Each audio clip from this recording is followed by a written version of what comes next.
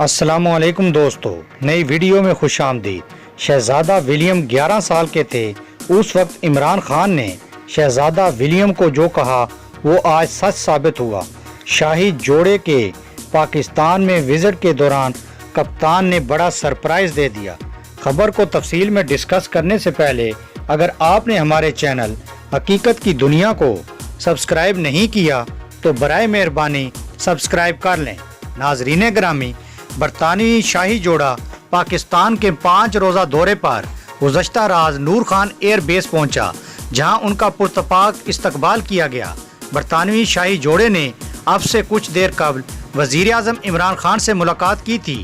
شہزادہ ولیم وزیر اعظم عمران خان کو اچھی طرح جانتے ہیں کیونکہ وہ ان کی سابقہ اہلیہ جمائمہ گولڈ سمتھ کے دوست ہیں اور وہ عمران خان کے ساتھ کرکٹ بھی کھیلتے رہے ہیں۔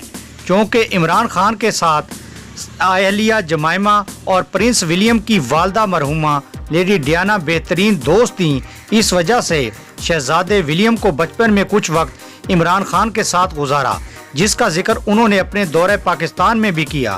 اس حوالے سے برطانوی میڈیا نے اپنی ایک رپورٹ میں بتایا ہے کہ شہزادے ولیم کا دورہ پاکستان ان کی بچپن کی یادوں کو واپس لے آئے گا۔ دوستو، شہزادہ ولیم بچپن میں عمران خان کے باغ میں کرکٹ بھی کھیل چکے ہیں۔